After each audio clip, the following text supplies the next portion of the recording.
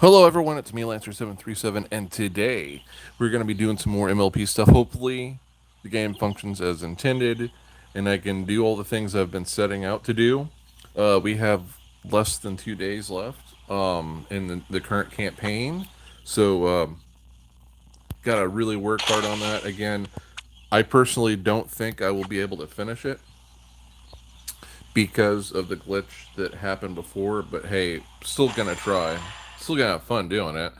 I hope you're having a great weekend. Hope you're having fun with this. I am, at the moment, before I get into the campaign, I am going to show you my friend code. My friend code is in the top left hand corner. Don't forget to add me. Also, don't forget to like, share, and subscribe to my channel. That helps it out, and we can all make more friends because not only go ahead and post your friend codes too for everyone to see. It's not just for adding me or you to my game or me to your game. We can make a lot more friends and make a huger network for the game. That'd be awesome. But yeah, and don't forget my awesome sick name in this is Violet Dreams. That is freaking awesome. I love the avatar because Princess Luna is the best, and the rainbowified version of her is pretty awesome. Although I don't know who I would pick to be my favorite. Which version of her I would pick to be my favorite one, because there's lots of cool different alternate versions of Luna modes you can say. I mean, I'm not going to count like the Christmas or vacation mode because it's not really, her abilities aren't really different. It's just she's wearing different clothes. And it's like, yeah, whatever. But like, the armored version of her, you could argue that her abilities are changed with that, and it does look cool, or at least the artwork looks cool. Not gonna lie. Is she in here? No, she's in here, isn't she? Um, I think the artwork looks cooler than the actual character model in the game, but I mean, she still looks pretty cool. It's just the artwork for it looks cooler. I wonder what her and her baby dragon are doing. They're hanging out with Star Hunter, another really cool, and he just waved at us. See, chat. Star Hunter loves us. He waved at us. It's pretty cool. So, yeah, there's that. So, let's see. There's a couple other characters I do believe I have to check to see that they are producing rubies. Come on, produce them rubies. I can't believe that I've lost so many rubies because of this campaign, and it's not even guaranteed I'm gonna win. But hey, that's just how it is, right? Well, there's a fair amount right there. That's okay. That's also kind of okay. Kind of meh. Kind of okay. Well, Flutterbat. Yes. Well, that wasn't Flutterbat. That was a Dark Changeling Fluttershy. But we got 3 rubies because of her, so that's cool. Let's see. Will I get something good here? Gotta build up those rubies. Gotta pump the rubies. Build them iron. Pump the ruby. Chat, let me know what your favorite stones are.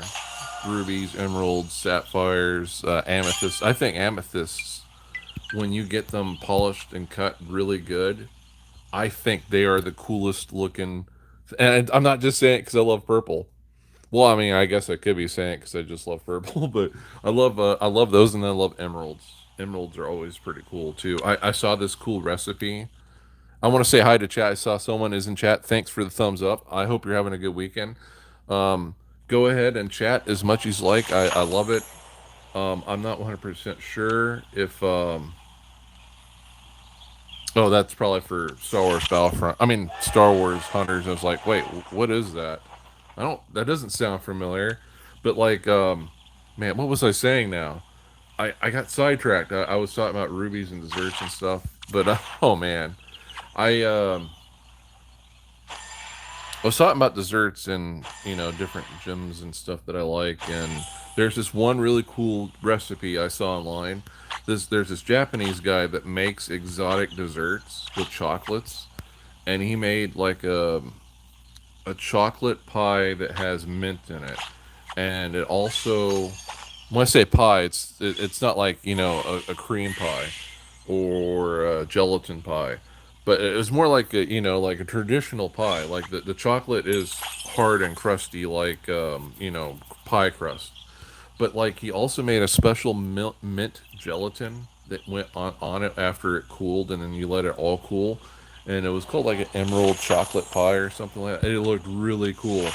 And it sounded like it tasted good. He said that the only thing he regretted it was that he used normal mint, and the next time he would make it, he would probably use peppermint because peppermint was a little bit stronger. Then again, it's to each our own because it might, the normal mint might be like too minty for me or us. I kind of doubt it though. I lean towards the cold stuff. If I have to choose between mints or peppers, I'm definitely going to pick the coldest mints that you could possibly imagine because I love mint. Mint is awesome. Mint, you can't go wrong with. Well, you can almost not go wrong with mint. Versus, you can go pretty wrong with peppers. I love spices and seasonings, but like the hot peppers and hot seasonings, I'm not the biggest fan of. I'm perfectly fine with like black peppers and sometimes some red peppers, but anything greater than that, it's like you do know that peppers are actually a poison that was made by plants to persuade you not to eat them, and we're just eating it for the fun of it. I don't know if that's such a good idea. Okay, so I think I have everyone set up. So let's get into the labyrinth. Let's get Rainbow Dash's wings. Let's get them wings. Okay, so first things first. I think we're gonna harvest some blue corn, purple. Oh my gosh, I called it blue. I'm dying. Chat, I'm dying. I call the purple coin blue. My brain is melting. So I think I was right here, wasn't I? Yes, I was right here. And we got a boss fight. Let's see what we can do. Hey, what do you ponies think this is? Some kind of not labyrinth? Get it now, now! And we got plenty of power to pulverize them, which we're going to do right now.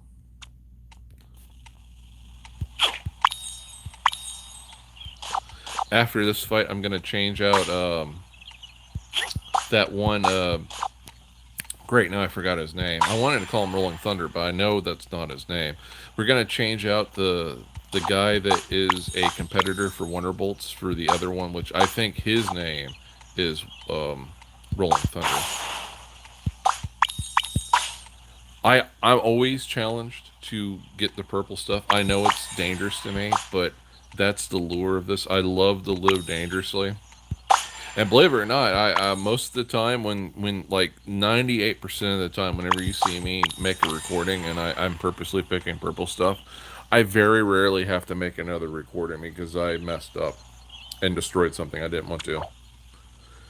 1 minute or down. Who knows how many left to go? Let's keep exploring. Let's keep exploring indeed. Another chest. Okay, so some of these people are not too powerful. Actually, I think excluding Long Face, I think everyone I have in my inventory is more powerful than anything I just got there. Long Face is kind of a cool looking villain, though. I'm not gonna lie. The Minotaur runs funny too. Okay, I just wanted to see. I saw it looked like it was turning transparent, but I don't know why it would do it over there, but not when I'm next to it. Um, must be a little bit of a bug. Oh yeah, gonna change teams. Well, not you know what I mean. Okay, so it's short fuse. Gonna change them out for Rolling Thunder. Yeah, that's who I thought the name was. That is who I thought it was. And if it gets really bad, I can, power wise, I can change them out for much more powerful characters. I just want to primarily use my favorite ones so far that I haven't used. Um, the Storm Guards, obviously, that they are some of my favorite characters. Like I said, I love military ponies and I love guard ponies, so it comes natural. Minotaur, and not any other kind of creature that's shapeshifted into a minotaur. Why did I even say that? Ah. Okay, easily have enough power. Gonna take him out. Get a ruby in the process. Again, I hope you're all having fun. I hope you're having fun watching me, and don't forget to network with each other. Give out your friend code so everyone can add each other and have lots of friends, get lots of hearts and other benefits. You get rubies for depending how well your friends level up in the game. Don't forget that. Hopefully, you've gotten a lot of rubies from me.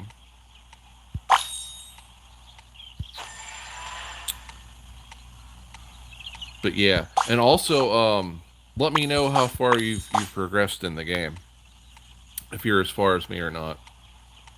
Yeah, it's a good thing I didn't get that. I was tempted to. Okay, I will not get any bombs. Okay, there's a bomb. It's like I'm not getting any bombs this time, but I was able to get one in the last second. Last second. Oh no! I'm pretty sure I'm supposed to be sad that you beat me, right? Because I'm actually really happy for you. I think.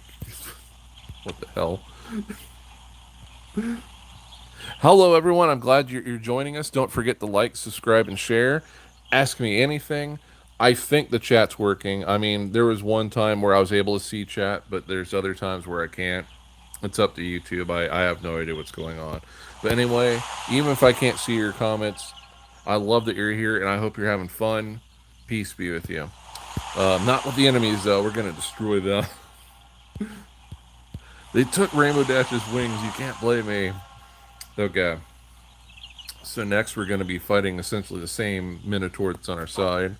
Stuck in a labyrinth with a couple of rude, marauding ponies. This is a nightmare. It's too bad I can't use Nightmare Moon. You would see a real nightmare there.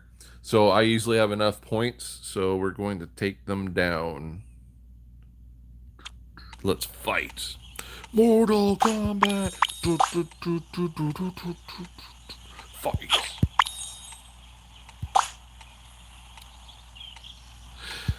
I hope they make some more unique game mechanics for this game because again, the labyrinth is the game mechanics involved with it is a big fresh of air. We don't have too many new innovative alternate ways to play game modes in this lately. And again, as long as the story is really good, I don't mind that. Not every story, at least to me, is really good though. But we could really use some more innovative stuff. I remember when Gameloft celebrated like it was like 10 years of MLP gaming or something like that. And their trailer was really cool, and it looked like they were heavily inspired by the fandom wanting to make Mega Man style My Little Pony games.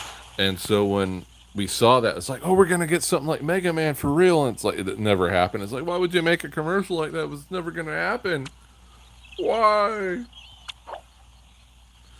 Calm down, you. It's like Rambo Dash heard me. Calm down, you, Minotaur. You. We don't want you to hurt you, you see. We just want to solve the maze. Oh, a chest, you know. Oh, I'm not going to read that. Ooh, we got Dark Horse. I'm going to swap out someone with Dark Horse. As you know, if you've read the Nightmare Knights comics and story arc, which I did do a review of, the Dark Horse is Stygian, pretending to be a completely different villain in the service of Princess Luna because they're on a mission, a really cool mission. So let's change the party again, and the Chaos Roadhouse Sentry is also from that same story. So the Dark Horse, you're gonna swap him out with him, and here we go. The point power, our power value dropped just a little bit, but not too much. I think we still can have Stygian kick some butt, kick some plot. Okay, we're gonna wait. You know what? Yeah, I was about to check this out later, but looking at it, it looks like we could check it out. We should now, since it is it kind of is a dead end, a useful dead end, but a dead end nonetheless. Ooh, we got Midnight Strike. Now, for me, it would be best for me to either save up for the Dignitary or Midnight Strike because I know for a fact I own those two, and also Midnight Strike is pretty awesome. I don't remember if I have the one in the middle, so it might not be the bestest of ideas to buy that one.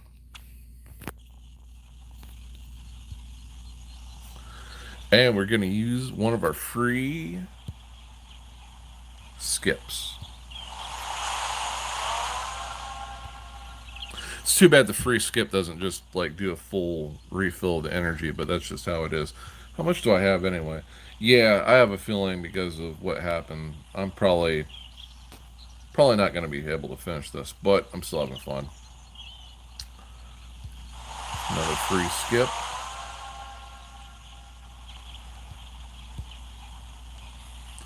And next we're going to have to watch an ad. I'm sorry, chat. Need a little help? We got help. Exceptional customer. I hope you were all wanting to get batteries because this is the perfect place to get it, O'Reilly's. This is the place that Lucky Clover goes to get batteries in My Little Pony. Trust me. Trust me, guys. Trust me, chat. It's the truth. I'm not totally making up fan fiction to make up for the fact that we're having to watch commercials to continue on. We deliver great deals on top brands. And there's Filthy Rich right now. He's at Overstock right now. He's getting a whole bunch of gold and stuff. Yep, true story. Even Big Mac says so. He's like, yep. Okay, and one more for that. And we're back at O'Reilly's because in between commercials, your battery in your car died. And it had nothing to do with the fact that you got it from O'Reilly's. It's because your car is just not good. So you need another battery. And between those trips, you'll have to get another one. And what better place to get them is from O'Reilly's because at least they're very nice there.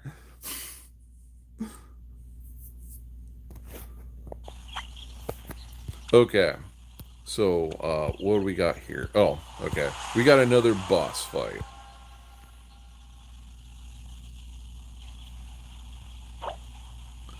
Yes, Minotaurs are usually the color I am right now. It's a totally normal Minotaur color. Roar. Okay, so we're gonna have to watch another ad. I forget how many ads I do get. Oh, chat, have you ever heard of Merge Mansion? Go ahead and write down below if you've heard of Merge Mansion. I keep on getting it, and it looks like it's actually a full-blown game. If it's an actual good mystery game, you know, I wouldn't mind checking it out, but at the same time, I don't know. I've seen this commercial for years, I know. I think, didn't Game Theory make a video about it? I feel like he did. So sad. Although, I mean, like, if you look at her face, and I have a feeling the grandma did something really bad. Really, really, really bad. She made all of the Thanksgiving dinners and stuffing using a used toothbrush to mix it. That's what she did. We're all gonna die. Oh wait, you don't eat stuffing? Well, I guess you're safe.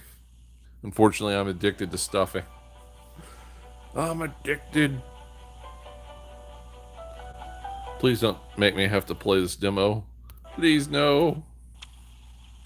Okay, I think we'll have enough points. Oh, wait. I won't have enough points to fight. I'll have to do it again. So, yeah, here we go. I was thinking for a minute, you know, it's just 2 rubies. Just use it. It's like, no, I'm not going to do it for 2 rubies. Garage and cabinets. The best place for garage and cabinets is in the garage for your cabinets. The Garage and Cabinet Store.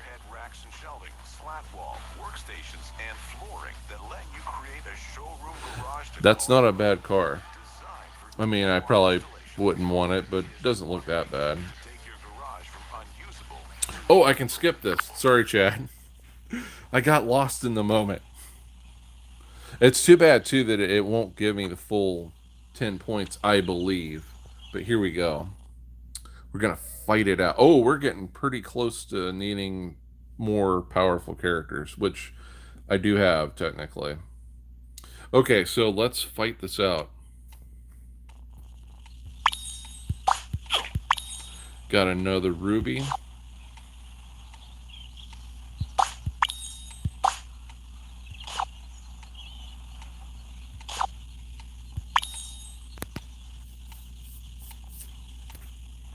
Sorry, chat, I'm kind of focusing on this. I hope you're having fun. Like I said, you can comment and stuff and everything. It's okay. I mean, granted, I'm not 100% sure that you are or not, because for all I know, maybe the app won't let me see your comments again. But it was great the day that it did. It really was. I love talking to all you guys. It's pretty fun. Another ruby. You can never have too many rubies unless there's a monster out there that destroys you the more rubies you have. Then you kind of can have too many rubies.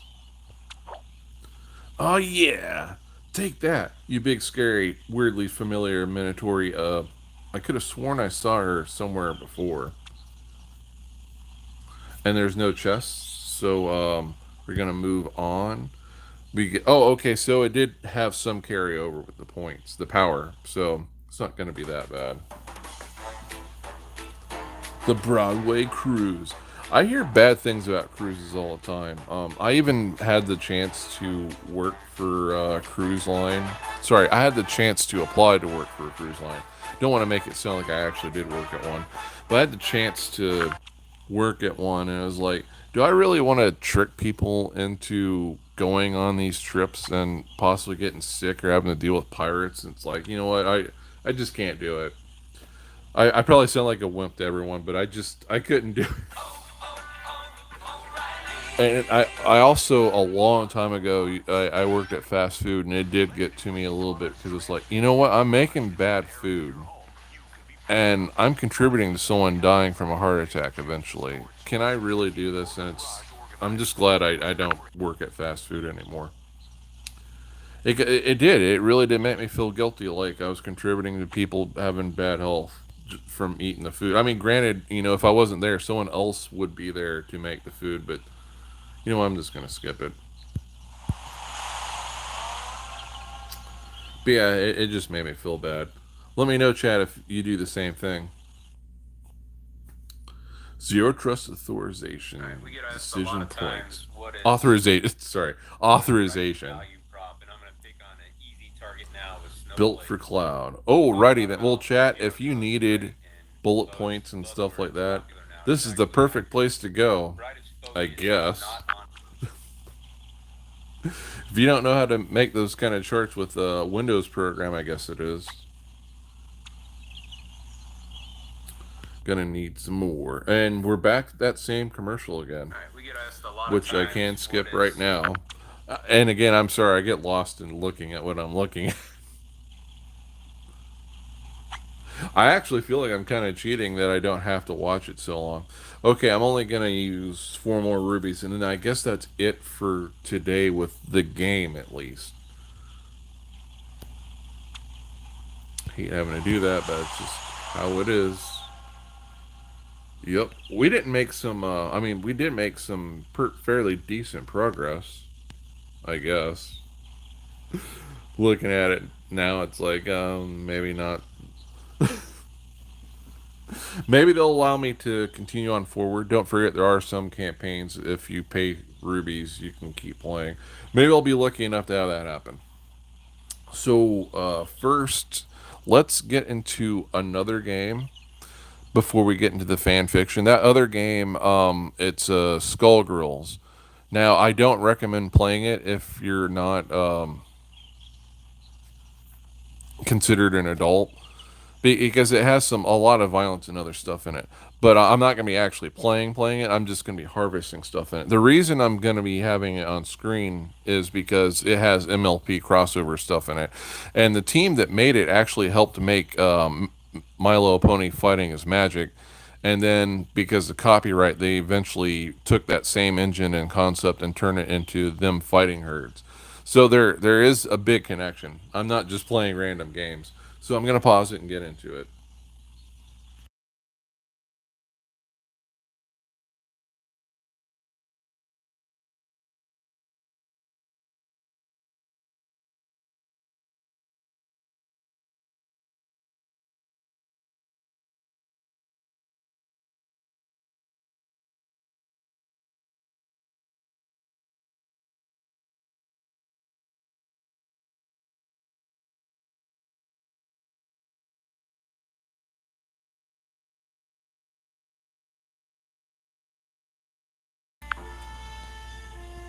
All right, chat. I am back, and now it's time to harvest stuff.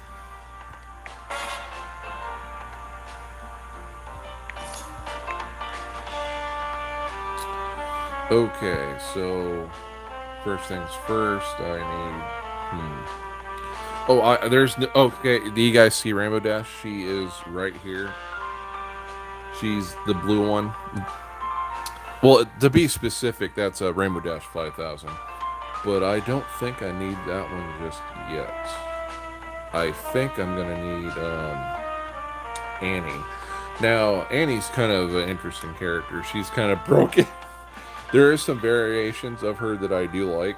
Like the first one right here, based off Sailor Moon with the purple. The second one, character-wise, I like him more, but it's just the colors in it and the element. I end up liking him second most.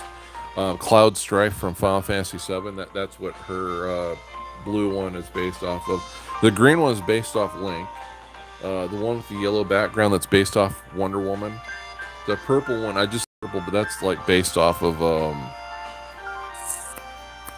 it's a series and yeah, of course it's a series. I can't explain it. I would have to click on it.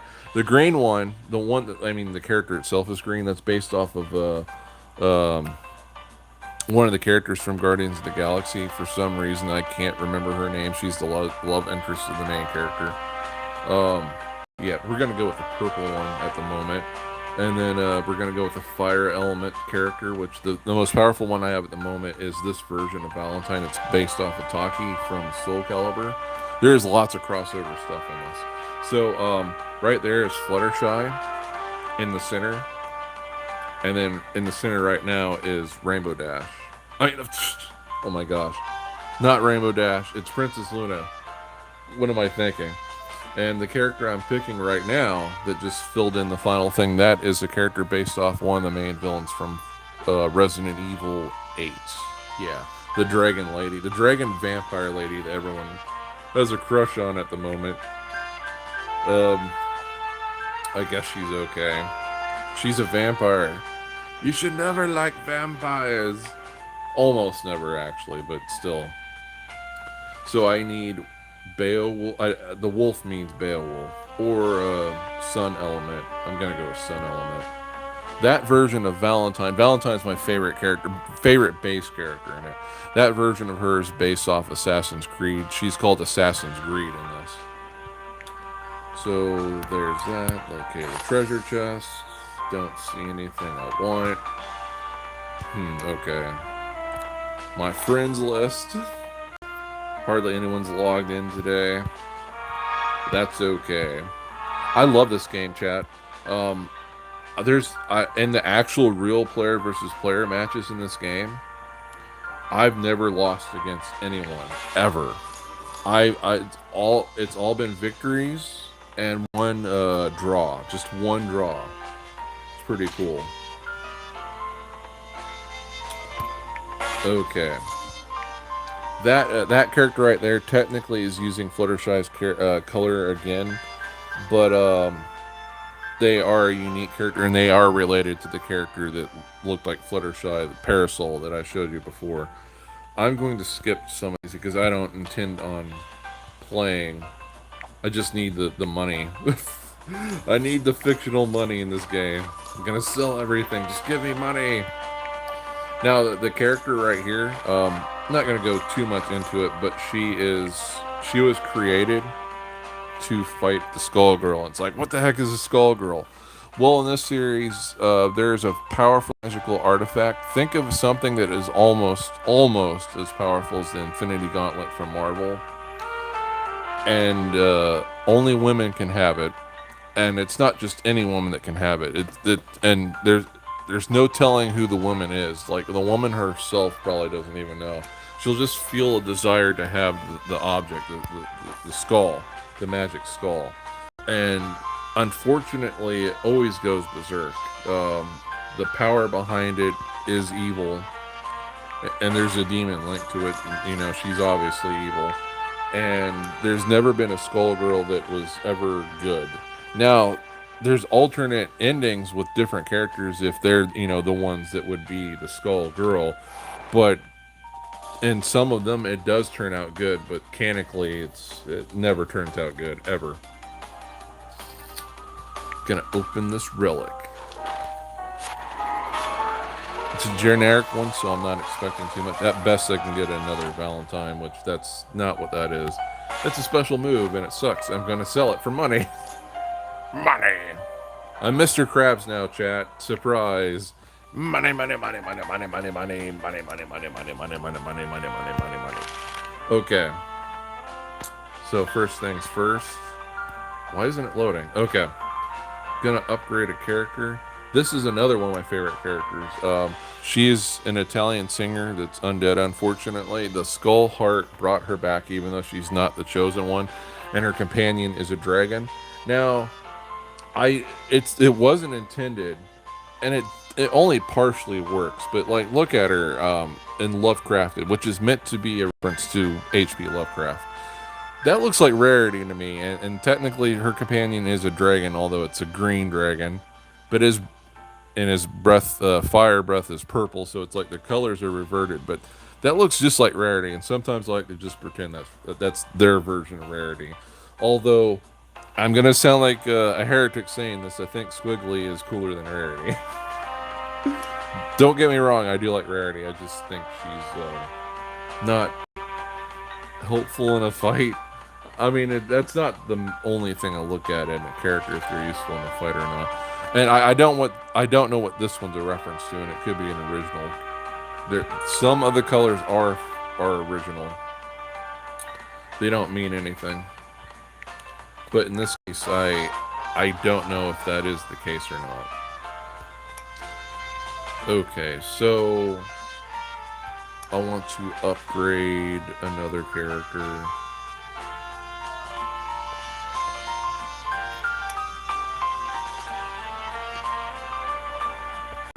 This one is a unique one. She is a recolor, like literally. Like, there's another character that essentially looks like her.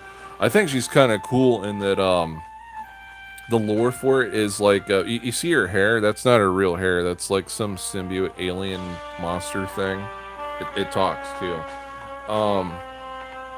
There's an enemy company that wanted that creature, and they took the DNA, but they accidentally got the DNA of both that main character. Well, they're both kind of main characters. The alien parasite thing and the girl, and it became one entity. So it actually fights very differently. This version is like projectile themed, which is pretty cool. I love spamming the projectiles, and this thing is nasty too, because like whenever you ring out, well, I guess I have to explain damage. When you're taking damage, it'll show like a little red section of your health bar. It does shrink. A little red section of your health bar whenever you're taking damage. It'll show that you can regenerate that much if you stay out of bounds for long enough. That one thing they made for all of these characters, doesn't matter what their color is that her health bar always stays solid red, and so it becomes really trolly, because you could like nearly almost kill this character, and then they leave out of bounds, and let's say they stay out near most of the fight, they'll come back with full health. It's not fair, but it's cool when you have it, though. You know what I'm saying? So the ability is exclusive to Night Terror, which I don't know if it's a reference to a character or if it's original. It looks cool though. Gain 2 stacks of Masma, which that's an ability that sucks the health out of the enemy and their energy for special abilities, and it's stackable. Inflict immobilized and fatigue for 10 seconds each and every 2 seconds while near the opponent. Great abilities. They're really great. Spectral Spite. Deal 1% damage, bonus damage for every 5% health missing. I could have chose Wraths, but with Marquise, you only can pick one or the other. And I do have a prestige level for her, which is Dream Eater. Charges this ability each time she or the opponent uses a blockbuster. Charge rate is 25% for blockbuster. When I activate it, drains 5.36% of the opponent's blockbuster meter, inflicts heal block, which is good. Even if they have a whole bunch of healing things going on, they can't heal for 5 seconds when using a blockbuster. But like her whole thing, because she is a recolor, her whole repertoire is nothing but recolors. So for me, it's a tie between the Night Terror variant and Rain Shadow. Rain Shadow is it's Rain from Mortal Kombat. That's why I like this character so much, because it's Rain from Mortal Kombat. Rain is so cool. I love Rain.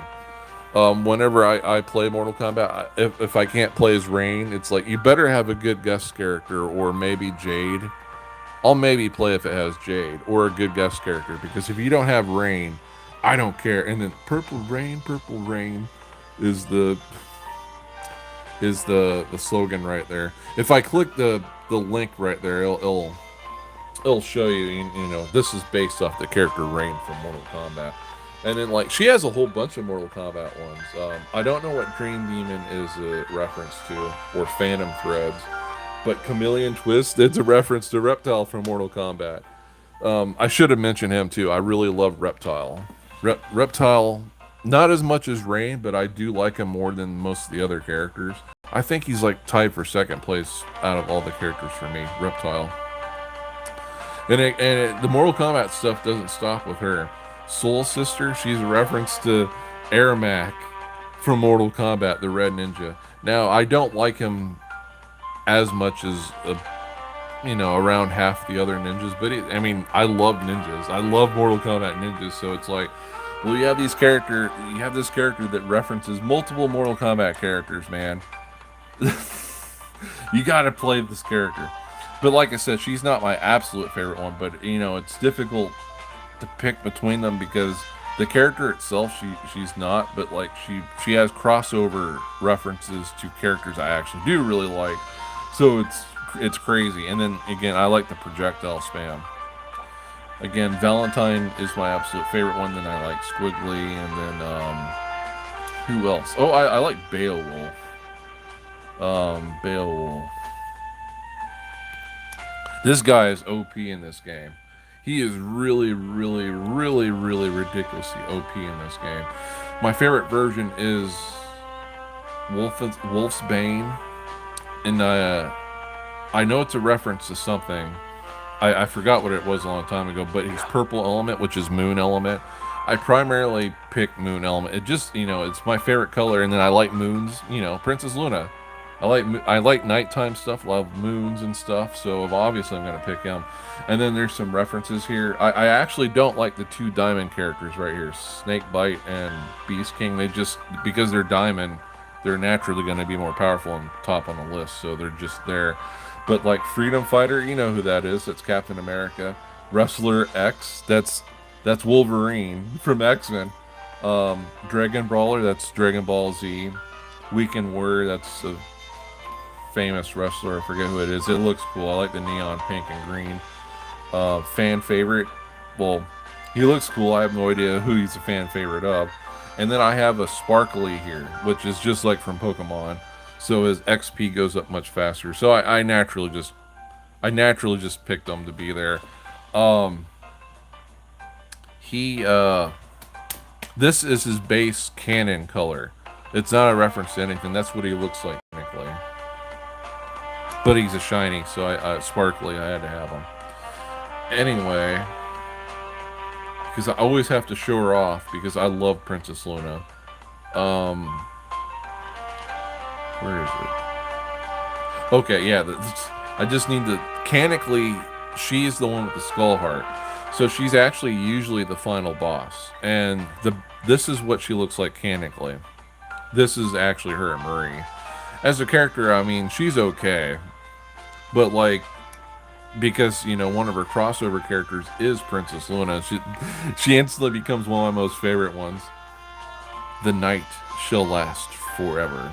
I just really love this character. I have all of her abilities maxed out and stuff. It's awesome. Actually, you know what? Maybe I should go ahead and destroy someone. You know what? I take it back. I think I'll do that later. So let's get into the fanfic. Well, wait, not just yet. Let's not just get into the fanfic. I forgot to collect my daily stuff. Whoops. Those sapphires right there are just like the rubies in the MLP game I was just playing. It all adds up, man. It all adds up. Okay, so we're gonna get into the fan fiction now.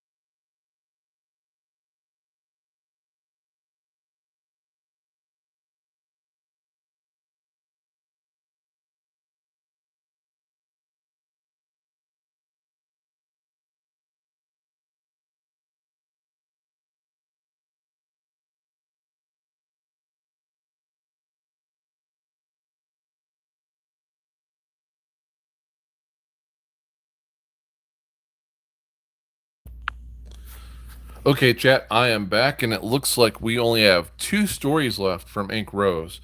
And it's going to be really good stuff. It's going to be about the origins of Queen Chrysalis. You're going to see that there's lots of similarities between what she thought Queen Chrysalis' origins were and what they've been portrayed in the comics.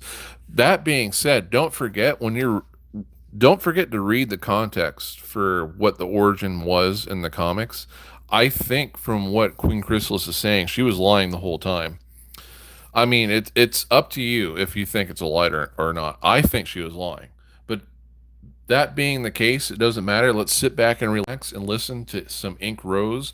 Don't forget, I am going to have to pause a whole bunch of times because I do need to make commentary on this or else I'll get in trouble with YouTube, and I don't want to do that. So let's get into it.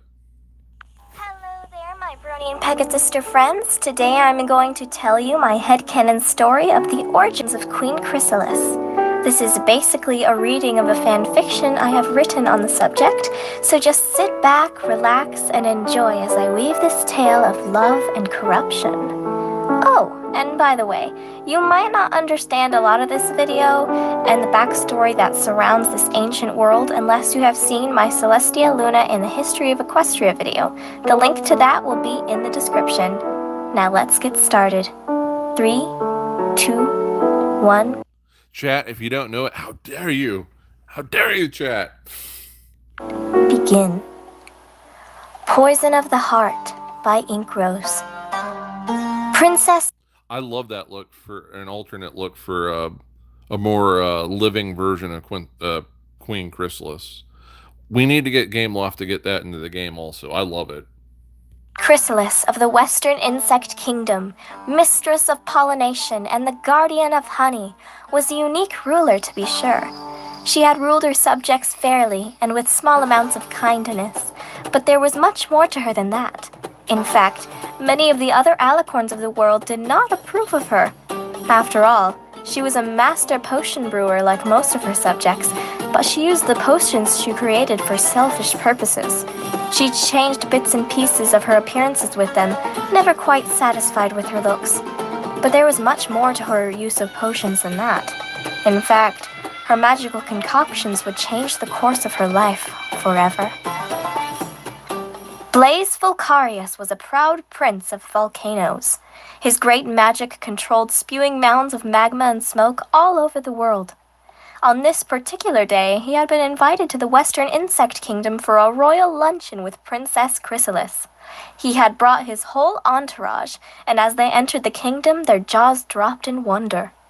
The city was filled with Pegasi, but not those from most lands. These were a special breed with insect-like wings and the capabilities to pollinate and perform tasks of other various insects, almost like breezies. We need that in the game too. We got to organize. We got to demand Gameloft get us these versions of Pegasus. Speaking of insects, the city was very heavily populated with them. Flocks of butterflies nested on trees, dragonflies zipped over ponds, and ants collected food from special patches laid out just for them, and bees flew from flower to flower.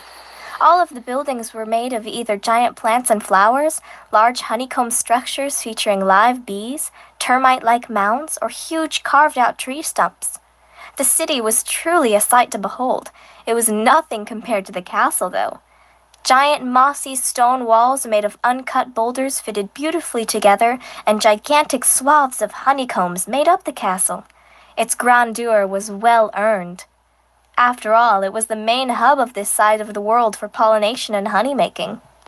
Blaze Volcaris stepped into this very castle, his magma mane casting brilliant light onto the semi-translucent honey cascading down the entry hall's walls. We need Gameloft to make everything we just heard. I want her depiction of the changing lands before it looks really bad as a land that we can go to in the game. Also, I hate to say it, but it sounds like the artwork does not reflect what the king is like, because it sounds like there's like light emanating from his mane, because it sounds like it kind of resembles lava pools, and that looks and sounds really cool. We need that version of him in the game also. It was there that he first saw the gorgeous Princess Chrysalis, her insect wings flapping gently as she touched down on the ground in front of him. "Welcome to Honeycomb Castle, my dear," she said in a calm tone. "I have been looking forward to your visit for quite some time." Blaze stared for a moment at his hostess's magical mane. It seemed to be made of pure honey, dripping from the top of her head to the ground, and yet disappearing before it could make too large of a puddle. It was certainly one of the most intricate alicorn manes he had ever seen. Blaze She's a Fortnite player, confirmed. redirected his eyes toward Chrysalis's face. "It is an honor to be here, Princess. I have also been looking forward to meeting you," he said politely. The two made their way throughout the castle, eventually coming upon a long dining table raised from the ground, made of glass-covered honeycomb. Chrysalis nodded at one of the cushions at the end of the table, and Blaze promptly sat there. Chrysalis sat at one end of the opposite side of the table. Blaze's guards stood near him, eyeing Chrysalis and her guards warily. With a wave of her horn, the most succulent and delectable of foods began to float down from the ceiling, where busy servants cooked within their own respective honeycomb cubicles. The foods gently landed upon the table, giving Blaze a chance to look at the meal set before him. Bread with strawberry honey, white and red rose petal salad with nectar dressing, and sweet-smelling field grass cakes were only a portion of the wonderful foods served at this table. Blaze and Chrysalis Chat, I was about to say, chat, I'm getting hungry now. I'd like some of this food. Then after they mentioned the strawberry honey stuff, it was like, no, I don't want to eat grass. I don't want to eat roses. Just give me the strawberry honey. talked and laughed together as they ate, sharing tales of their adventures as well as daily tasks. Once the meal had been finished off by both parties, Chrysalis stood, using her magic to bring out 2 small wine glasses from behind her, as well as a glass bottle filled with a strange purple liquid. "Before we discuss political Abort! Abort! Don't drink the purple liquid. matters in the other room, my dear, let us toast to the betterment of our kingdoms," she said with a beaming smile. It's a trap. She set one of the glasses in front of Blaze and the other in front of herself. Uncorking the bottle, she poured a good amount of the purple liquid into both glasses. Blaze looked down at the frothing concoction. It smelled particularly strange, and the bubbles, were they in the shape of hearts? Blaze didn't really want to drink it, but he did not wish to be rude either. So as Chrysalis raised her glass and began to drink, so did he. As soon as the questionable liquid slid down his throat, Blaze dropped his glass, the cup shattering on contact with the floor. He groaned, feeling dizzy and nauseous at the same time. Rest in peace. Don't forget to put F's in chat. I knew it. He put a hoof to his stomach and cried out. His guards leapt into action, pointing their spears at the princess and demanding to know what she had done to the prince. But with a simple wave of her horn, Chrysalis had every pony in the room besides her and Blaze frozen in place, as if they were statues. She gave a small smile as she looked at the writhing Blaze, his face contorted in pain. She took a small sip of her nectar tea and looked him in the eye, his enraged look staring back. "Ah, you're a tough one, aren't you?" she said. "It usually does not take this long for the potion's effects to take hold." She took another sip. "What have you done to me?" Blaze managed to croak before he suddenly became stock still. His eyes glowed a bright purple. From his mouth came a wisp of magenta smoke. Chrysalis too exhaled the smoke, and the two whispers met together to create the shape of a heart, which quickly dissipated into the air. Blaze blinked, his eyes no longer glowing. He grinned. "I love you," he said simply, his eyes dead set on Chrysalis. He could not tear his gaze away. "Oh, you are so lovely. I love you so much." A smile crept its way onto Chrysalis's lips. "Good," she said. He needs to sue for punitive damages. I warned him. I'm going to sue him, too, for not listening to me. It was then that Chrysalis began to talk with the prince, telling him that she would only love him back if he agreed to tell her certain pieces of confidential information about himself and the kingdom he ruled. He readily told her these things, his mind in a spellbound stupor. The interrogation lasted a couple hours, Chrysalis combing Blaze's mind for every snippet of information he had. Once she was satisfied, her horn flashed brilliantly as she used her magic to quickly whip out an antidote to the potion, forcing it down the love-stricken prince's throat. She also simultaneously unfroze every pony in the room, wiping their memories of what had happened. They all still believed that the dinner had just been coming to a close. Chrysalis painted a fake smile across her face, saying her goodbyes to the prince as she strode out of the castle. Her smile faded when he was gone, a small smirk replacing it. She ordered her personnel out of the room. Once the room was empty, Chrysalis waved her horn. The large, solid honeycomb table before her grinding on the floor, cogs and gears beneath the floor turning in unison to pull the table to the side, revealing a staircase leading down into a dimly lit passage. She's a James Bond villain. I should have known. The princess descended, her posture straight and her head held high. The passage was a spiral staircase and led down to a huge room filled with a great many different things. A large cauldron was the centerpiece of the place, its great black mouth craving for liquids to be poured within it. Surrounding the cauldron were stacks of not only tomes and scrolls, but jars large and small, holding strange contents. Adorning the walls were bulky shelves littered with even more books and jars. There was even a huge wall whose shelves contained only bottles and potions, which were carefully labeled and organized. Chrysalis made her way to the center of the room, hearing the grinding of the gears above her signaling that the table was shifting back to its original place, hiding the passageway. She stood before her cauldron, muttering to herself as she activated her magic, taking a bucket full of water and dumping it into the cauldron. Next, she opened a jar full of the glow of a rainbow near her and poured its shining contents into the gaping maw. A large tuft of cloud was next, its fluffy mass sinking into the rainbow-colored concoction. A few other things were added here and there.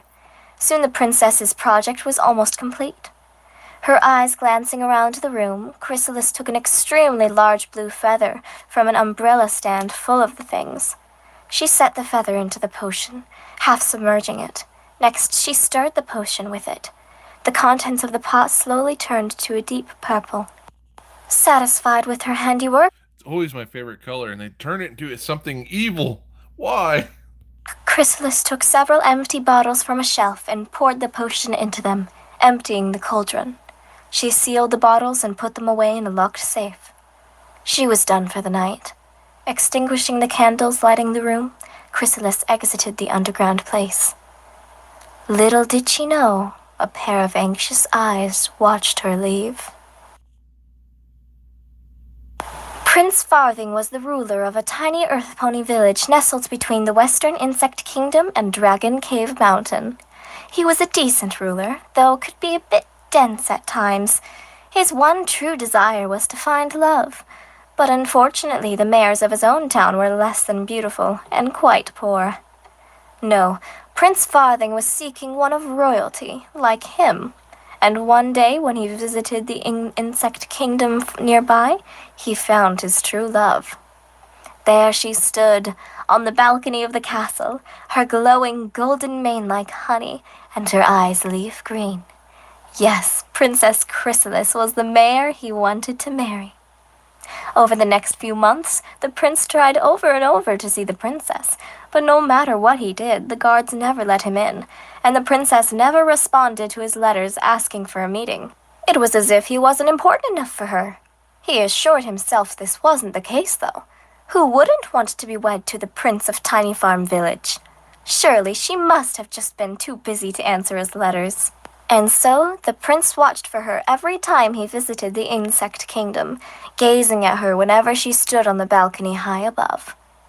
But one day, all that changed. Prince Blaze of the Volcano Kingdom was visiting the castle, and Farthing realized that this could be his chance to get into the castle and see his love. The servants' store in the back of the castle was being constantly used, servants going to and fro between the outside and in, bringing in foods to prepare for the Volcano Prince's visit. Farthing put on a disguise, masking his royal body with servant garb, and slipping through the servant door undetected. This is going to end badly, chat. I guarantee you this is going to end incredibly badly. Like, she obviously doesn't want to see him. Pretending to be a servant and sneaking in, that's just... He's going to get destroyed. He doesn't even remember what happened. Chat, I'm very happy you're here. I love that you guys are having a good time. Don't forget to like, subscribe, and share. And also, don't forget to add me in the game. My friend code was shown much earlier in the stream, so don't forget to look at that. And let's get back into this. The kitchen was buzzing with servants. They stressed over the meal they prepared, making sure everything was perfect. As the food was served, magically enhanced plates being let down from the ceiling of the dining hall, Farthing scrambled to get a better view of the princess. He eventually found a hole in the ceiling that no pony was using. His heart bursting at the seams, he gazed down at his precious princess. It seemed like she was the only one in the room, her shining eyes a pinpoint of light in an everlasting darkness. Farthing sighed and leaned on his hooves, his eyes blinking slowly. He could just sit there forever. Chrysalis suddenly stood up and took out a bottle of something. She poured a cup for herself as well as one for her guest. But something was wrong. As soon as the guest drank the liquid, he looked sick, as if he was about to collapse. Farthing squinted his eyes, trying to see better from his view high up. Havoc broke out in the room, the guests' guards leaping into action. Chrysalis's horn lit up, and... "Hey, what are you doing in here?" Farthing whipped around to see the head chef, an angry look upon his face. The chef grabbed Farthing, taking him away from the hole in the roof. "You don't work here," he cried. "I recognize every pony who has a job in my kitchen, and you certainly aren't one of them." Farthing winced, the gears of his mind whirring. "I'm new," he said, smiling. "Just hired, since they needed more help with the preparations for Prince Blaze's visit." Farthing internally held his breath, glad he was a practiced liar. The chef narrowed his eyes. "Well, we don't pay you to sit around gawking at the diners. The princess requested that all personnel be vacated out of the kitchen at this point in the dinner. Now you better..." Someone called for the chef in another room. He cursed under his breath, heading for the room. "Now get out," he called to Farthing before he went out. They're all in on it, chat. This whole kingdom's evil. They're all in on it, and I loved it so much. I mean, I still want it in the game, but still, how could they all be so evil? Well, I don't know. Maybe she's mind controlling them all, but I kind of doubt it. Shrugged off the pony's instructions, looking back down into the dining room below. His eyes widened as he noticed that every pony in the room save Chrysalis and her guest were frozen, their bodies held in various positions. Farthing strained his ears to hear the words of the ponies below. "Oh, you are so lovely. I love you so much," said Prince Blaze, his eyes glued to Chrysalis. "Good," said Chrysalis, her large smile visible even from the high ceiling. Farthing let out a silent gasp. No, he would not let this fiend take away his future lover. He gritted his teeth as his ears lay flat against his head. But wait. Farthing looked at what was left of the liquid Chrysalis had given Blaze. All of it had been drunk. And as Farthing looked back at the prince, he noticed that something was not quite right. His eyes were glazed over, their 1,000-yard stare fixed on Chrysalis. His stature was as straight as a board, his body unmoving. Was that liquid? Some kind of a love potion? Chrysalis began to talk with Blaze, asking him all sorts of questions about the secrets of his kingdom. Blaze responded obediently, answering everything she asked, as well as frequently pleading for a kiss. An answer dawned on Farthing's simple brain. She had given her guest a love potion.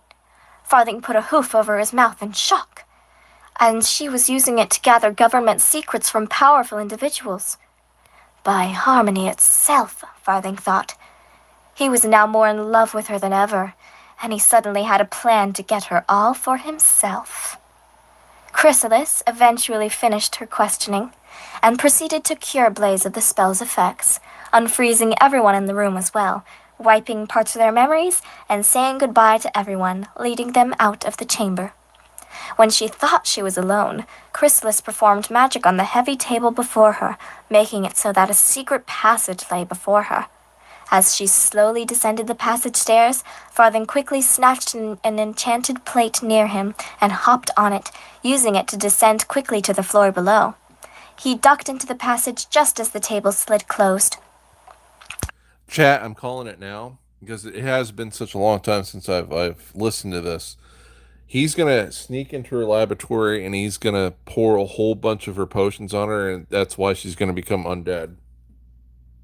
Farthing quietly followed a safe distance behind Chrysalis, watching her enter an underground room filled with potions and glass bottles. Quickly ducking behind a nearby shelf, Farthing gazed at Chrysalis as she sat in front of a huge cauldron, filling it with all sorts of things. Farthing kept a small checklist in his mind, keeping track of the ingredients Chrysalis poured into the cauldron.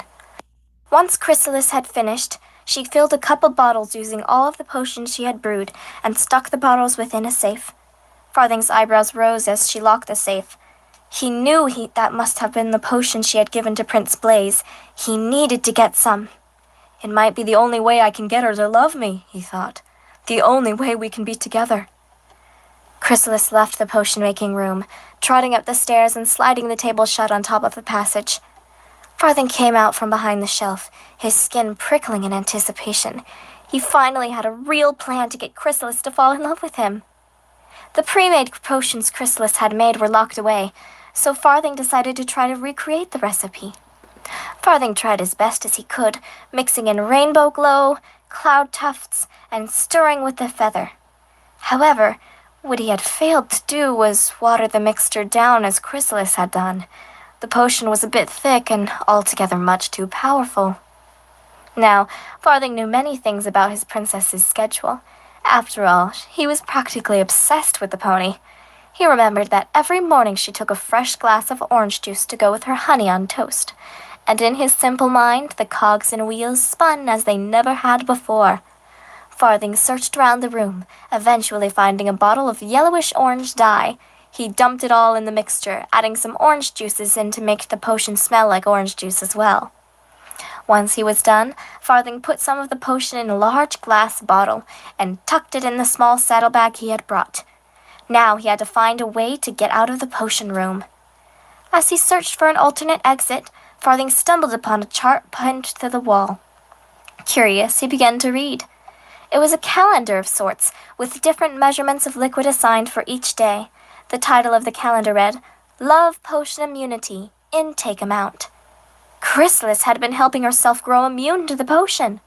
That was why it had not affected her when she had drunk it alongside Prince Blaze. Farthing grimaced. This was not good. However, as he stared at the calendar, the words of his wise old grandmother came to him. Go big or go home. Farthing smiled. That was it. He could just give Chrysalis a ton of the potion. That would surely work. Hours later, Farthing finally found an alternate exit leading out of the potion room, which led to the outside of the castle in the garden. The dashing prince of Tiny Farm Village patted the bottle of potion within his saddlebag. Everything was going perfectly. and we're all gonna die. Okay, let's get to the last video. Chat, let me know what you think so far about this. Like I said, I think it is pretty similar to what was eventually written about Queen Chrysalis's origins. Granted, in my opinion, like I said, I feel like she was lying about her origins in the comics. But let's hear the rest of the story.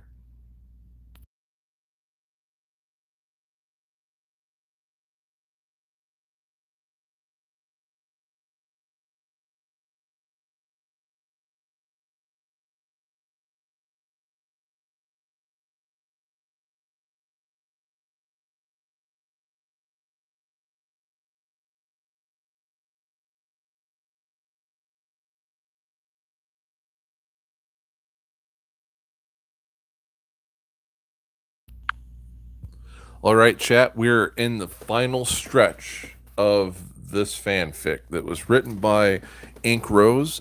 Unfortunately, she doesn't do much more stuff. She didn't make any more fanfic. She did some MLP stuff, but just not fanfic.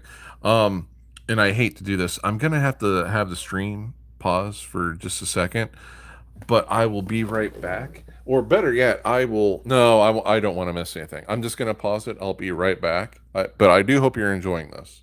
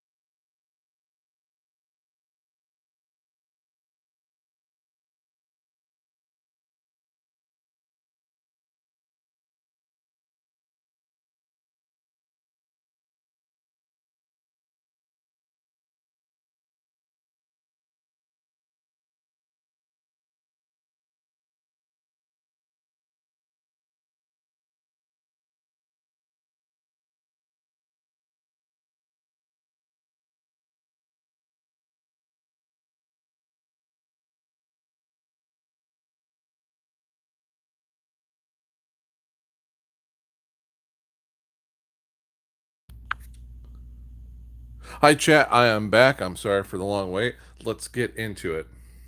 Hello, my Brony and Pegasister friends. This is part 2 of my Origins of Queen Chrysalis story. So if you haven't already, make sure to watch the first part. The link is in the description below. Now let's get started. 3, 2, 1. Queen Chrysalis awoke within her chambers. The sun arose as usual, a steady beam of its golden light streaming in through the huge bedroom window and reflecting off of the glass Not concerning at all the way that she looks. Heck, she might even look more evil here than she does in her final form, man. floor. She yawned and elegantly folded her covers back, stepping out of bed. She used her magic to don her royal jewelry and brushed her mane.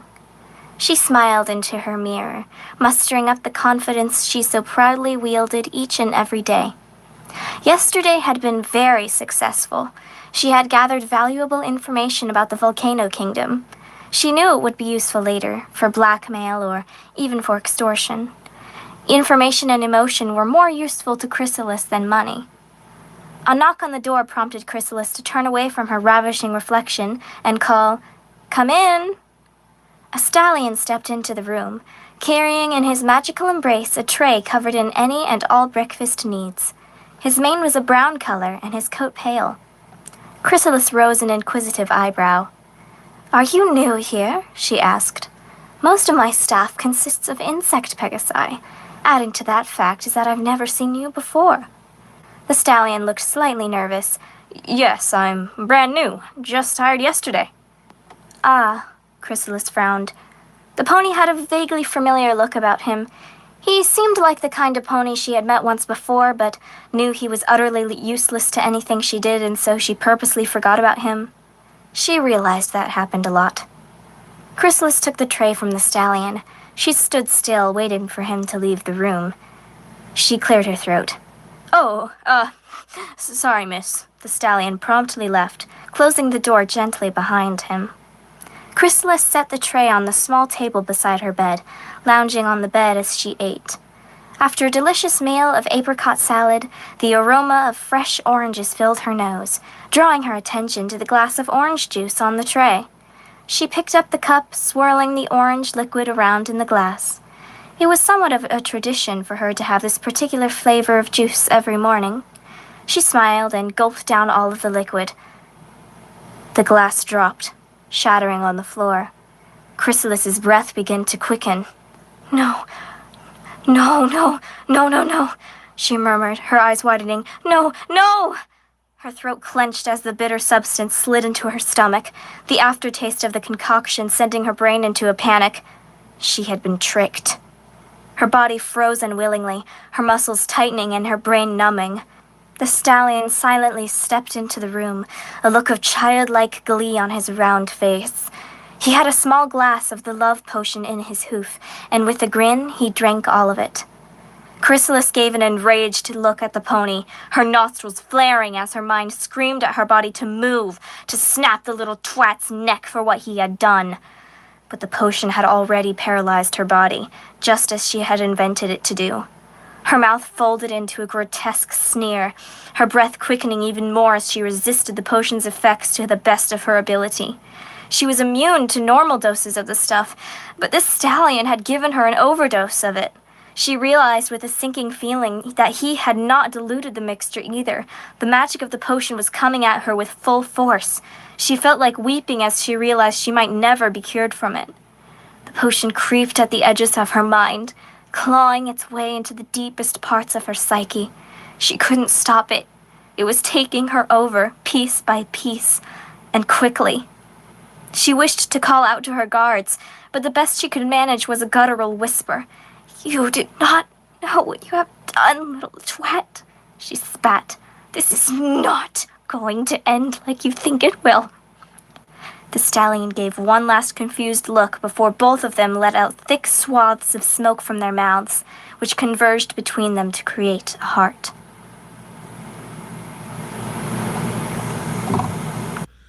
Well, I mean, we kind of know the end result. She's going to become an undead, emotional energy vampire. So, man, that stuff is hard.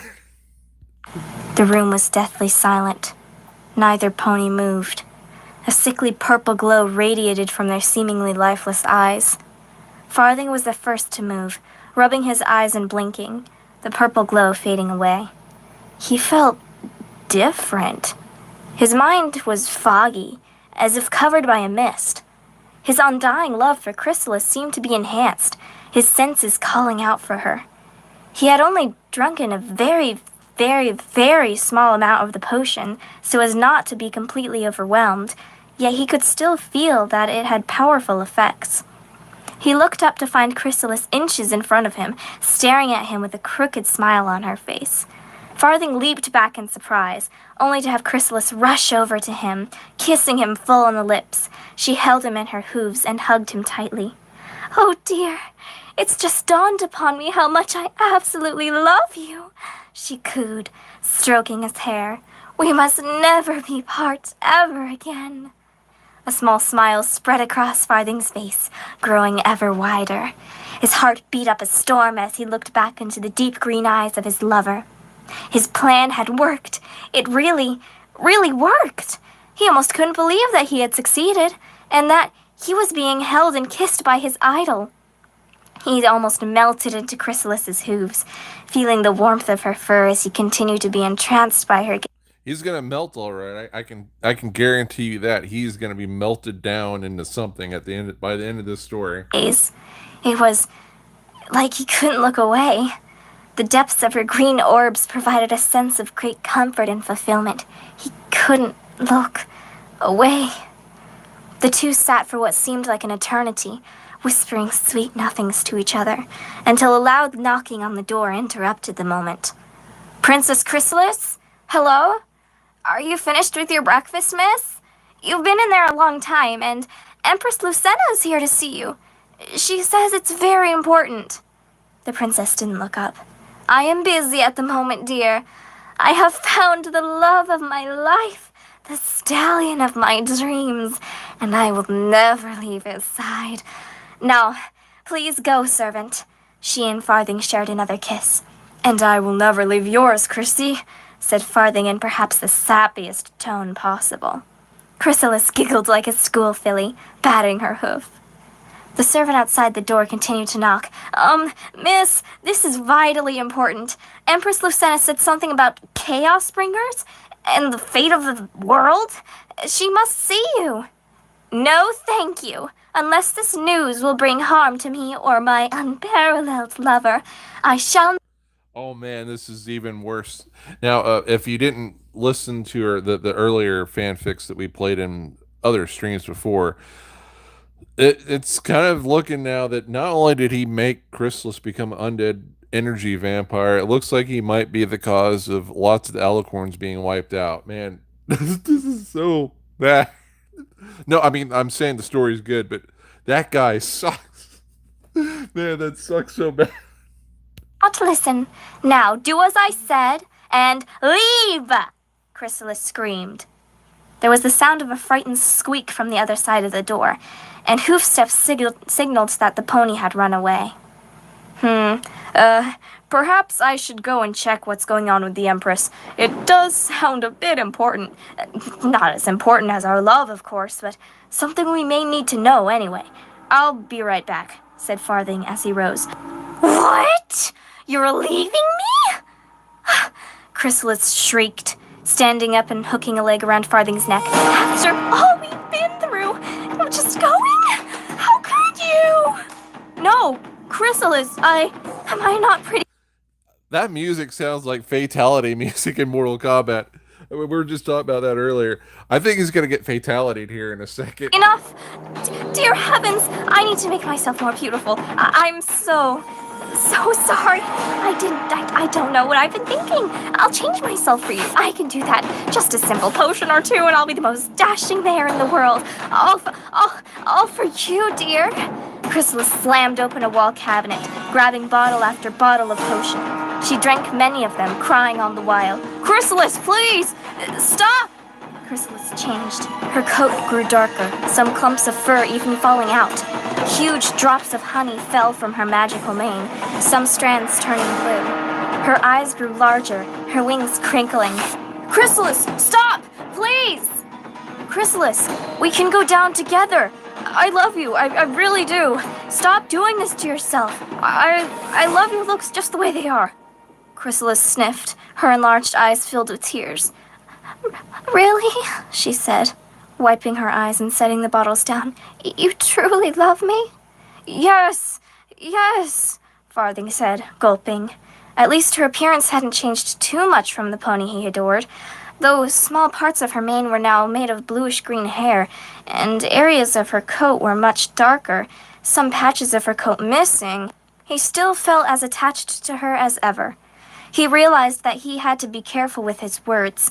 Mares sure were sensitive. Okay, let's both go down. Totally and wholeheartedly together, Farthing said with a nervous smile. That sounds lovely, dearie.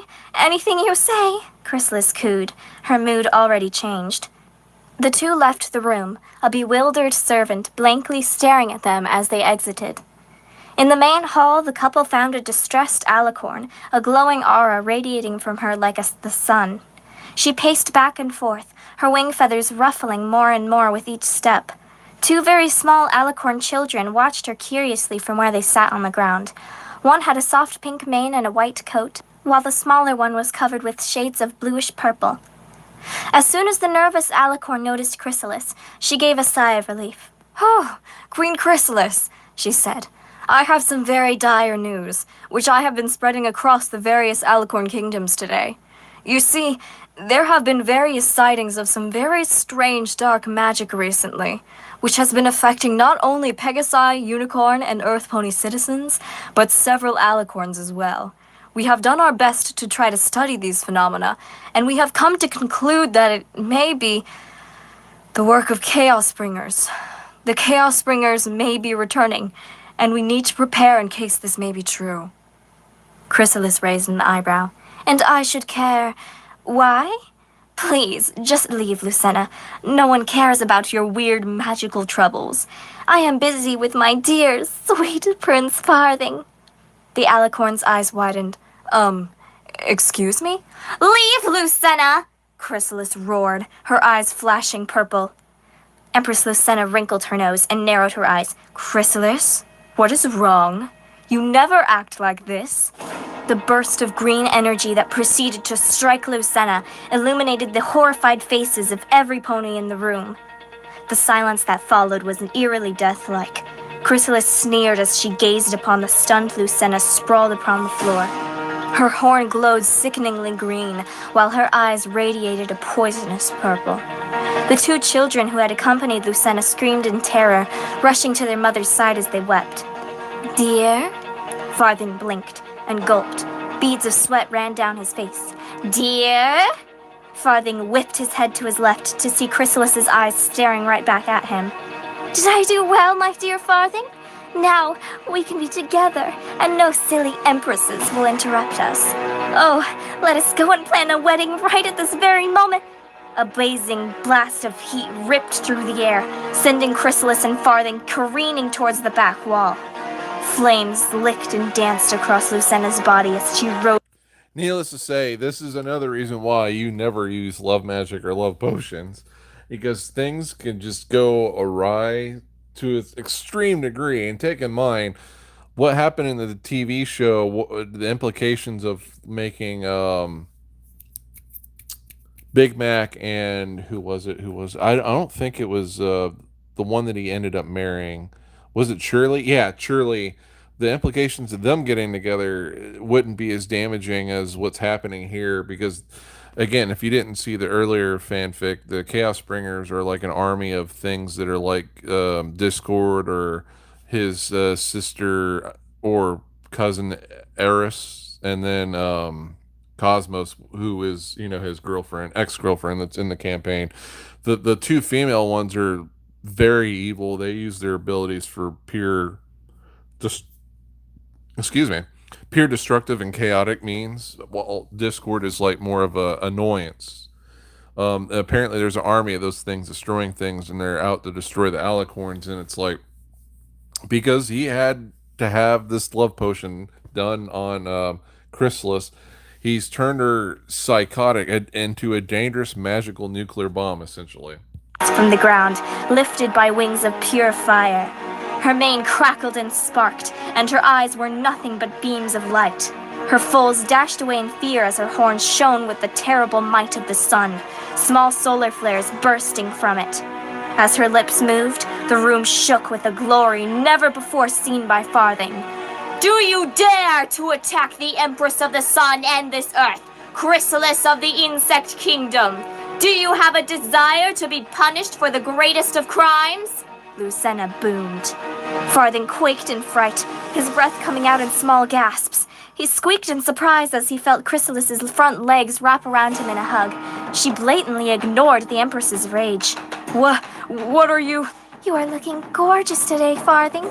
Oh dear, you're just the most wonderful little colt friend one could ever ask for," Chrysalis said, giggling.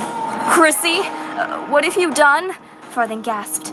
"Such disrespect cannot be tolerated. Once I have informed the other kingdoms of the incoming danger, you will be dealt with most severely. I, Princess Lucena, ruler of the sun and earth, curse you to be imprisoned within this castle until I return." Man, she got so angry she got demoted from Empress to Princess. Streaks of light from Lucena's horn pierced Chrysalis's body. She screamed as luminescent chains coiled around her, glowed white-hot, and then disappeared in a flash. "Stay away from him!" Chrysalis hissed. "He is mine forever. Do you hear me? Mine forever. You can't take him away." Lucena narrowed her eyes as she watched Chrysalis sneer at her, hugging Prince Farthing tight. "We are done here for now," Lucena said quietly, the flames that radiated from her quickly diminishing. "Come, Celestia, Luna." She used her magic to take the young fillies up and set them on her back. She flew out of the castle without saying another word. Farthing still had not caught his breath. His mind whirred as he sweated profusely. Chrysalis gave him a big kiss on his lips as he struggled to comprehend what had happened. "Oh, dearie, don't worry. We're together now. Together with the one I love, connected in an intimate embrace for all of eternity." Farthing watched as bewildered guards and servants who had seen what had happened ran in frenzied panic around the room, too afraid to even try to approach Chrysalis. The whole room felt hotter than the sun, and scorch marks were everywhere on the ceiling, floor, and walls. A small crater had opened where Chrysalis had blasted Lucena into the ground. Tears escaped from Farthing's eyes as he felt the pain from the burn marks covering his chest, legs, and face. His head shook as he turned it to look at the crazed alicorn squeezing him tighter and tighter. What had he done?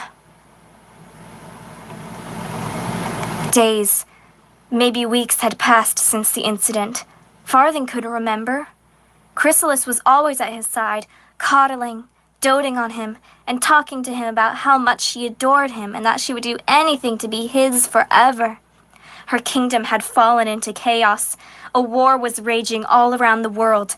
Evil creatures called Chaos Bringers brought destruction to wherever they roamed. Though one had not yet visited the Western Insect Kingdom, the subjects of the place were all as paranoid as can be, bordering up houses and scavenging for any food they could find before the inevitable storm of chaos. Chrysalis was begged, pleaded to help, to defend the kingdom however she could, but whenever any brave servant, guard, captain, or peasant even attempted to talk with her, they were blasted away in a green flash, heavily injured and never willing to try to talk to her again. Every subject in the kingdom now had an unbearable amount of hatred for Prince Farthing, for they had come to realize what atrocity he had committed. They tried all they could to find a way to get rid of him, but every plan they conceived was thwarted by the mighty power of the Insect Queen.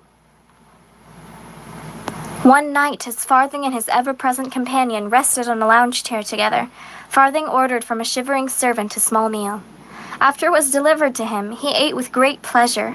There was hardly anything he could do in this castle without Chrysalis breathing down his neck and telling him to be careful. At least the act of eating was unbridled by his doting warden. It also reminded him of what his life used to be like in the village he used to rule over.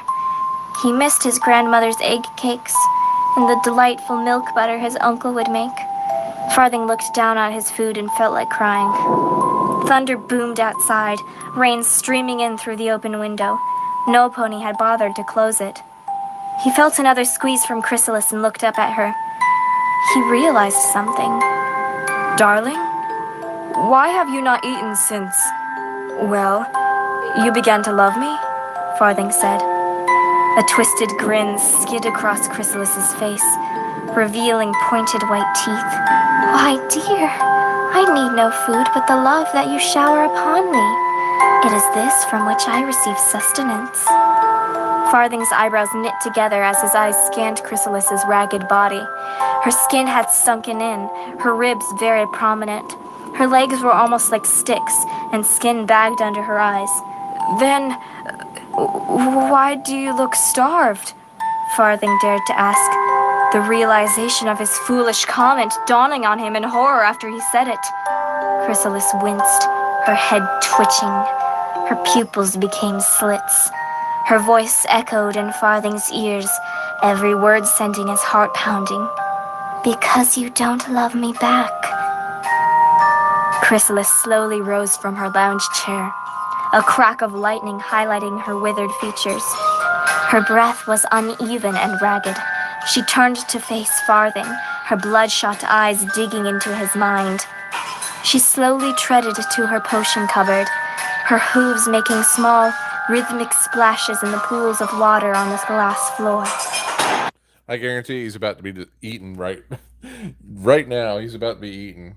Farthing was frozen in fear, his heart racing as he watched his skeleton-like companion begin to weep, her cries echoing throughout the room as she rummaged through the cupboard.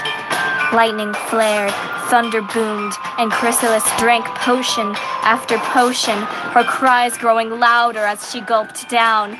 I will make myself beautiful for you! I will! I will! He should be absolutely terrified if she just turned into that right now, which I have a feeling she did. Also, that's a pretty metal picture. I like it. Oh! Is she sweating, honey? She screeched, her face contorting as she coughed up blood. Oh, we will be together, such a happy couple. Oh, think of all the gorgeous little foals we'll have. Oh. Chrysalis's body was contorting into a disfigured shape, her white coat falling off to reveal a hard carapace underneath. Her horn twisted and gnarled, her wings tore. Farthing screamed as bits of her legs burned and melted away like acid had been poured on them, green sludge sleeping out of her newly formed holes. Chrysalis rose her head to the ceiling and howled in agony, the last of the honey in her mane dripping to the floor, revealing a matted mess of blue-green hair underneath. Her fangs glinted in the light of the storm's electric fury. Farthing screamed and gazed in horror as the hideous monster forming before him. He ran out of the room as fast as he could, his legs moving like a blur. Don't you dare leave me! I can change to be who you want me to be! I can change for you! I can change! Chrysalis's cries echoed throughout the castle. Farthing continued to run, dodging past suits of armor, tables, chairs, dashing through hallways and ballrooms alike. He had to get out. He had to escape. He could hear Chrysalis pounding behind him, her screams filling his ears. He wouldn't dare to look back. The grand front door was in sight. It had been broken by mobs of angry citizens, and was now nothing but a portal to the outside world, free of the monster queen. As Farthing got closer and closer to the door, a flash of green light appeared in front of him. Chrysalis suddenly stood there, blocking his exit. Farthing cried out as she snarled at him, her grotesque face twisting. Her head twitched uncontrollably as she breathed, her dagger-like eyes piercing Farthing's... That is easily my favorite picture of tonight. The stuff has been terrifying too. I love it. I love the story so much. I do think it's superior to even the official one, even if it's a lie or not. I would count this as the true canon, what really happened to her.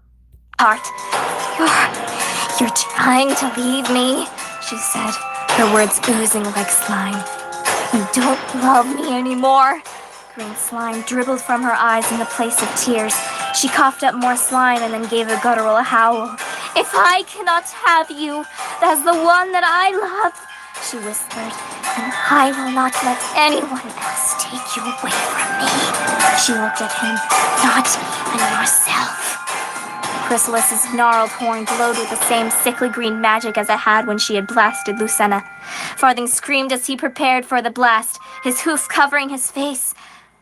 A huge explosion was heard outside. Hundreds of screams echoed in the darkness. In shock, both Chrysalis and Farthing looked out the door to find the kingdom in flames. A roar unlike any Farthing had ever heard rang throughout the city. A massive dragon on ebony wings soared through the sky, delivering flames to the population below. Farthing glanced from the distracted Chrysalis to the dragon outside. Now was his chance. He raced around her and out the door, tears falling from his face in joy. He could hear the screeching cries of his former love behind him as she tried to follow him, the curse put upon her by Lucena preventing her escape. Farthing scampered through rain and flames, only seeking freedom from this wretched city and the horrors within it. He ignored the chaos around him, averting his eyes and blocking out the sounds. With a black dread, he knew in his heart that this had been his fault all along. With the last of his energy, he ran out of the kingdom into the blackness of the world beyond. He was never seen by Pony Eyes again.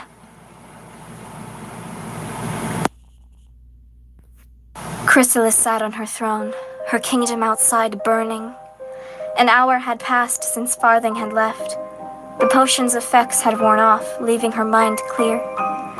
The full force of what had happened took her mind by the reins and led her into an unfathomable despair.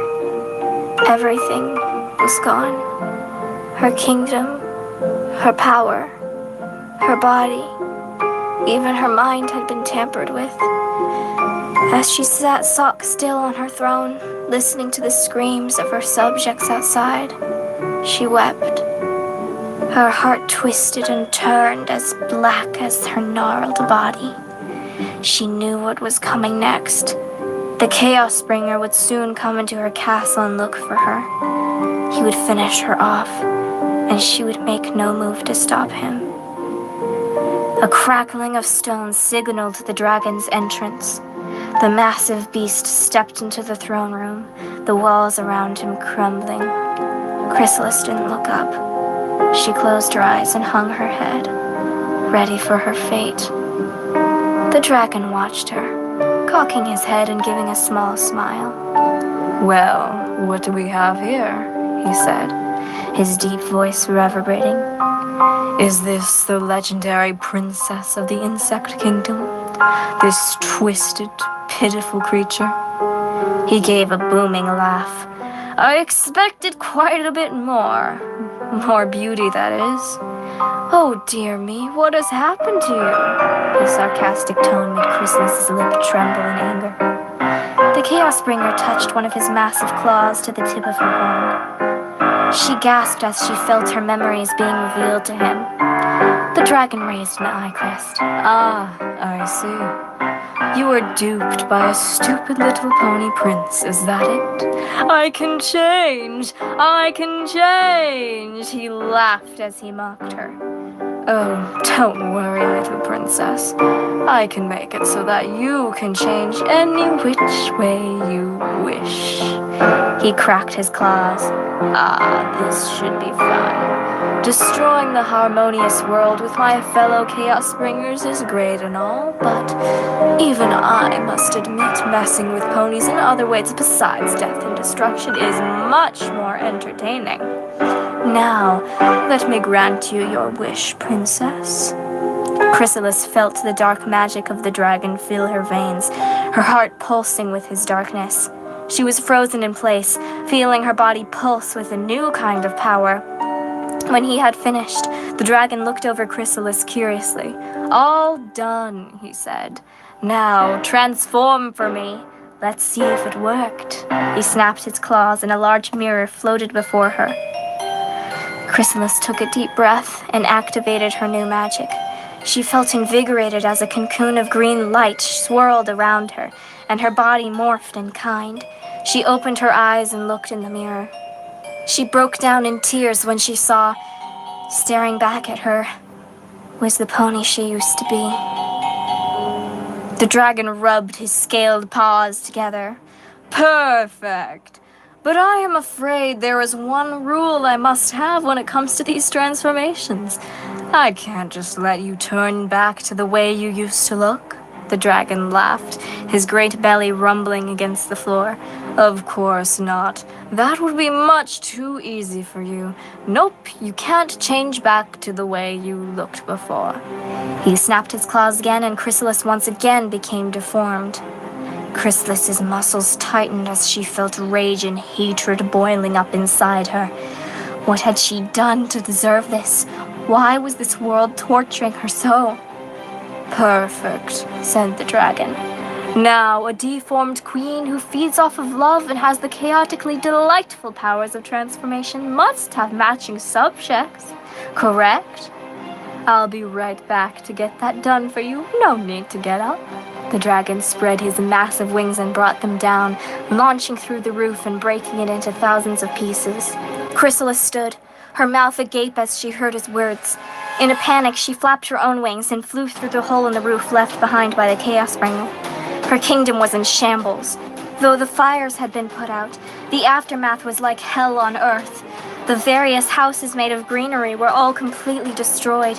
The city was almost nothing but ash. The dragon flew in circles above the ruins, his horns lighting up with dark magic. The panicked subjects below were covered in dark magical cocoons, transforming into hideous beasts. The dragon gave one last laugh as he flew into the distance. And now, your changeling kingdom is complete, my queen. Though I must be off to meet up with my fellow Chaos Bringers, I must say it has been a pleasure. Chrysalis descended into the wreckage of her once grand kingdom. She noticed in the back of her mind that the dragon must have broken the curse Lucena had placed on her. The wailing of hundreds of disfigured ponies filled the heavy air. Chrysalis gathered her precious ponies together, ushering them into the castle, the only structure left at least mostly standing. She comforted their sorrows as This has been a pretty dark story, guys. best as she could, and explained to all what had occurred. As a cold finger touched her heart, she looked upon her subjects. Queen Chrysalis promised to herself to never, That's a really good picture, too. I love this one. ever abandon them again. They were all she had now in the broken world, and she would do all in her power to keep them safe. The end.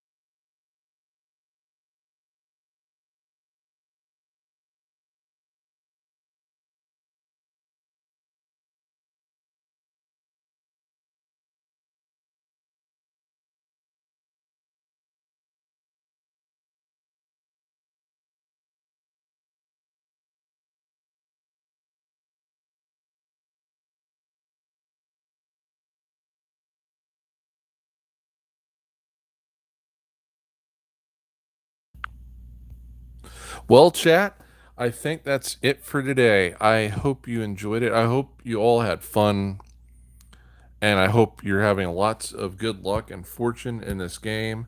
Oh, I had enough points for that. Ooh, I almost have enough points to fight this Minotaur. Let's just hold on a second, chat. But yeah, let me know if you liked which version of Queen Chrysalis's origins did you like more. Now, near the end of it, I sort of did have a little bit of a problem with the story. I don't know if I would have included the dragon as being an essential part of why Chrysalis is the way that she is, and the kingdom as well. I think it should have been solely the actions of the guy that was in love with her, that used the potion that warped her, made her warp herself, really. And I think that's what should have been the catalyst, not involving a dragon that came out of nowhere But you know, it still was very entertaining, very good.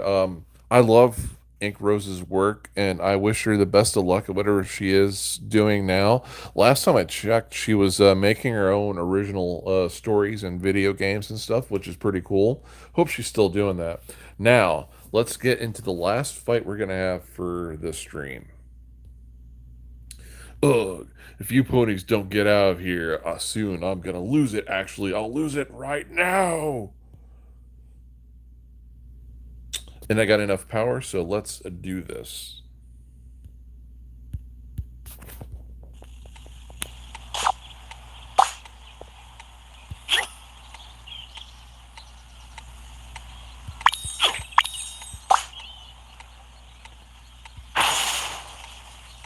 Got the ball.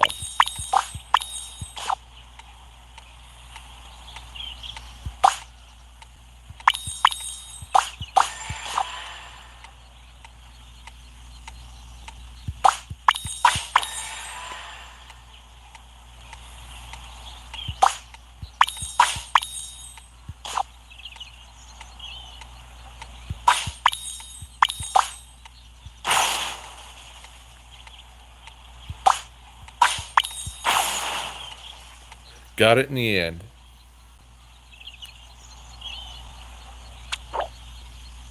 One Minotaur down. Who knows how many left to go. Let's keep exploring. Well, we can't exactly because we don't have the energy to do it, but let's see what we got. Prideful Griffin Racer. He's my favorite Griffin in the game.